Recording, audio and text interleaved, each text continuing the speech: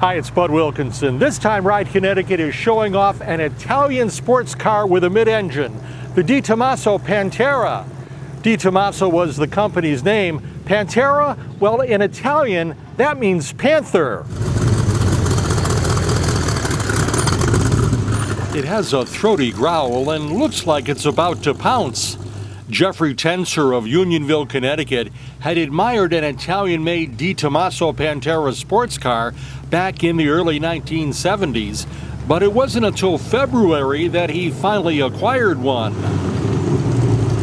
I had been looking for a Pantera for years. I actually had a poster of this car in 1973 in my bedroom, right next to a Farrah Fawcett poster.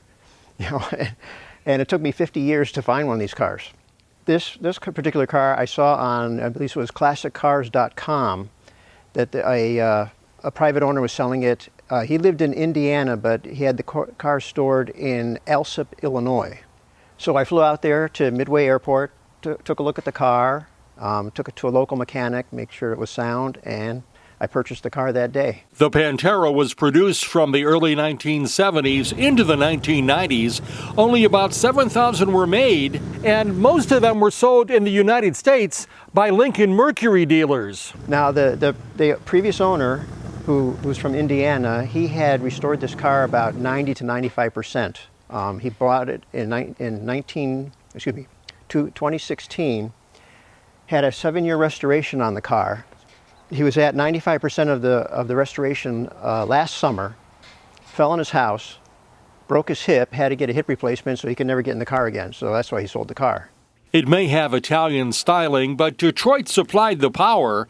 The original 351 cubic inch Ford Cleveland V8 has been turned into a 408 stroker. This car has headers installed in it. It doesn't have the OEM cast iron exhaust manifolds, which were much quieter. It's actually a fun car to drive. It's just that you have to constantly pay attention to the road because there are no modern conveniences. There's no power steering, there's no ABS, there's no traction control. These cars actually had coilover shocks, which were unheard of in the 70s. They didn't even become popular until like the year 2000.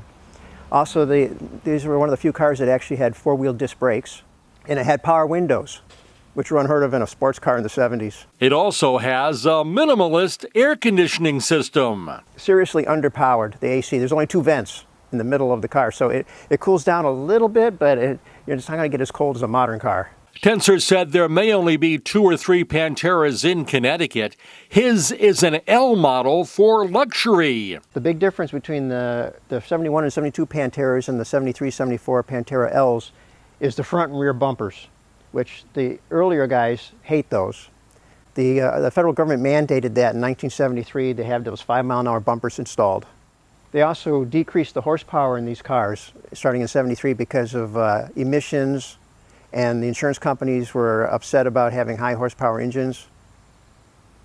But luckily, this car, when it was rebuilt, it was rebuilt into a 408 stroker. So it has all the original horsepower that the older models had, and then some.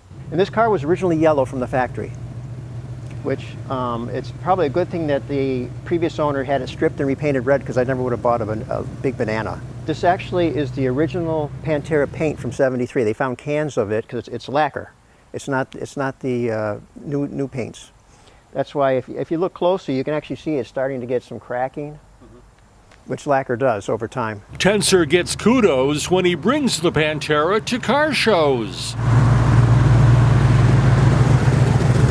They thanked me for bringing this car to shows because they said, I have never seen one of those in person this close. I've only seen pictures of them. The one advantage to this car, yes, it's an Italian car, but it has a Ford engine and a Ford transaxle, so you can actually go to Pep Boys or Napa and get your parts. Now that he's found a Pantera, he's not about to sell it. Heck no. No, this is staying with me until I can't drive anymore.